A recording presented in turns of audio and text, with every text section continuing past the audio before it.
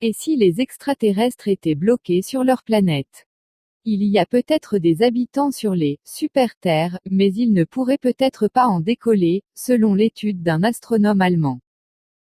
À 21 années-lumière seulement de notre planète, quelque part dans la direction de la constellation du Dragon, une petite étoile rouge est accompagnée d'une planète baptisée du doux nom de GJ 625b.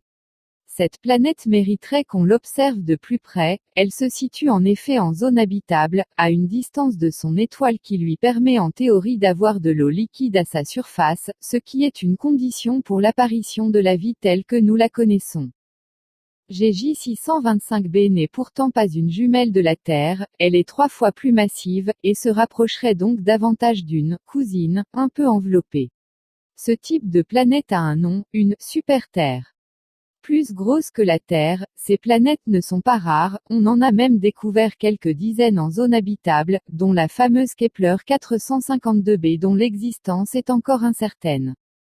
S'il y a des habitants sur GJ 625b, on pourrait espérer les voir décoller de chez eux et pourquoi pas nous rendre une petite visite.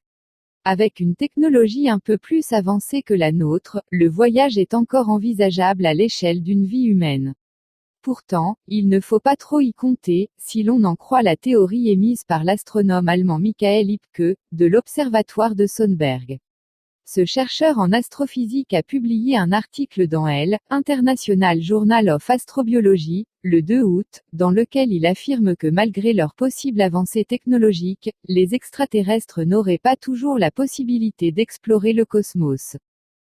Pour lui, d'hypothétiques habitants de super-Terre massive pourraient bien ne pas avoir de programme Apollo, ni aucun type de technologie leur permettant d'envoyer des objets dans l'espace.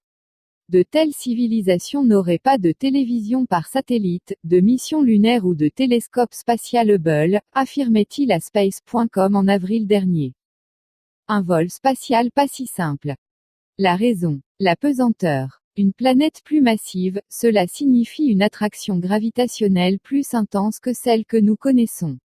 Les amateurs de lancement de fusées le savent, échapper à la gravitation terrestre n'est pas une partie de plaisir.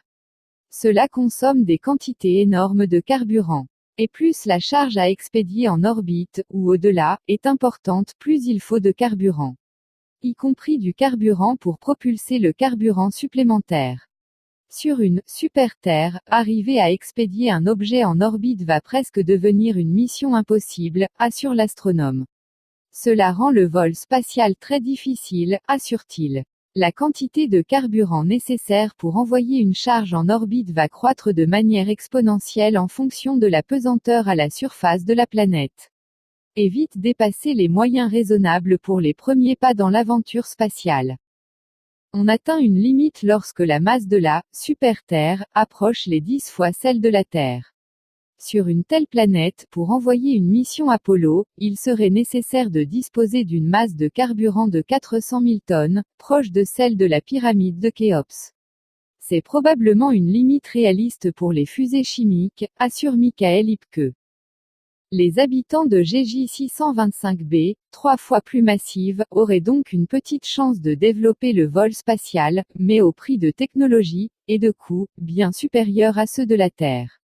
Pour d'autres, super-Terres plus massives, les extraterrestres potentiels auraient probablement renoncé et seraient restés coincés chez eux.